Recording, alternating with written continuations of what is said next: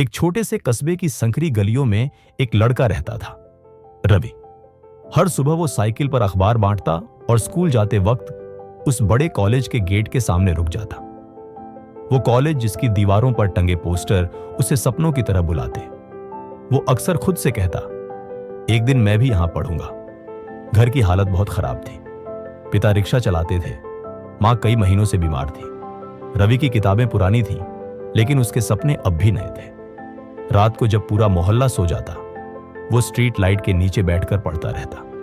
कभी कभी आंखें थक जाती, लेकिन दिमाग कहता, अगर अब रुक गया तो फिर कभी नहीं बढ़ पाऊंगा।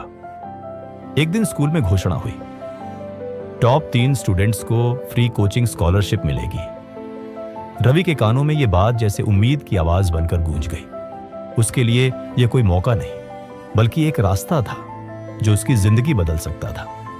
अब उसकी दिनचर्या कुछ ऐसी थी, सुबह अखबार बांटना, दिन में स्कूल, शाम को पिता की मदद और रात में पढ़ाई। कई बार नींद किताबों पर ही टूट जाती, पर सपना उसे हर बार जगा देता। वो जानता था कि उसकी मंजिल दूर है, लेकिन वह हार नहीं मानेगा। फिर स्कूल में नई मैडम आई, सीमा मैम। उन्होंने रवि की कॉपी देखी और बोली, तुम्हारी समझ बहुत साफ है रवि, बस तुम्हें सही दिशा चाहिए। मैं तुम्हें गाइड करूंगी। यह सुनकर रवि के भीतर जैसे नई ऊर्जा भर गई। अब वो शाम को स्कूल के बाद लाइब्रेरी में जाकर मैम से पढ़ने लगा। कई हफ्तों की मेहनत के बाद कोचिंग टेस्ट का दिन आया।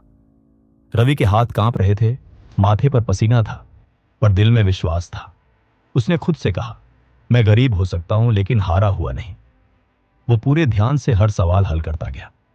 कुछ दिनों बाद रिजल्ट आया। पूरा स्कूल जमा था। सीमा मैम मुस्कुराई और बोली, रवि शर्मा 3रा स्थान। पूरा क्लासरूम तालियों से गूंज उठा। रवि के पिता की आंखों में आंसू थे, गर्व के आंसू। उन्होंने पहली बार बेटे को सीने से लगाया, बिना कुछ कहे। कोचिंग की शुरुआत हुई। वहां के बच्चे सब अमीर घरों से थे। किसी के पास लैपटॉप, किसी के पास महंगे गैजेट्स। रवि के पास बस एक पुराना बैग और टूटी कॉपी थी। लोग हंसते, लेकिन वो बस मुस्कुरा देता। उसे याद था, सपने अमीरों के नहीं होते, मेहनत सबकी बराबर होती है। दिन गुजरते गए, रातें छोटी और किताबें बड़ी होती गई। कभी कभी थककर आंखें बंद हो जाती, लेकिन सीमा मैम की बातें उसके कानों में गूंजती, डर से नहीं, सवाल से लड़ो। और वही रवि करता भी रहा। आखिरकार आईआईटी के एग्जाम का दिन आया। रवि ने कांपते हाथों से पेन उठाया और आंखें बंद करके बोला, भगवान, बस आज मेरी मेहनत का इम्तिहान ले लो। उसने हर सवाल को ध्यान से पढ़ा, हर स्टेप सोच समझ कर लिखा। जब परीक्षा खत्म हुई तो चेहरे पर एक सुकून था। वो जानता था कि उसने अपनी तरफ से कोई कमी नहीं छोड़ी। रिजल्ट के दिन पूरा मोहल्ला रवि के घर के बाहर जमा था। मोबाइल स्क्रीन पर जैसे ही रिजल्ट खुला, रवि शर्मा AIR 486, IIT दिल्ली। पूरा घर तालियों से गूंज गया। पिता की आंखों से आंसू झर रहे थे, मां बस मुस्कुरा रही थी। रवि के लिए यह सिर्फ रिजल्ट नहीं, जिंदगी की सबसे बड़ी जीत थी।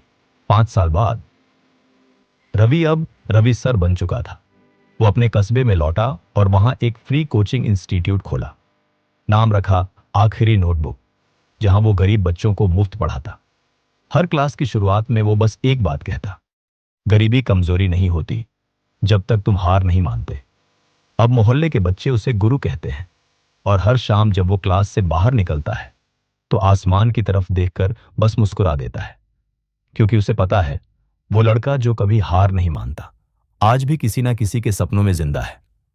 मोरल, हालात चाहे जैसे भी हों, अगर सपना सच्चा है और इरादा मजबूत, तो किस्मत भी झुक जाती है, क्योंकि जीत हमेशा उसी की होती है जो आखिरी पन्ने तक हार नहीं मानता।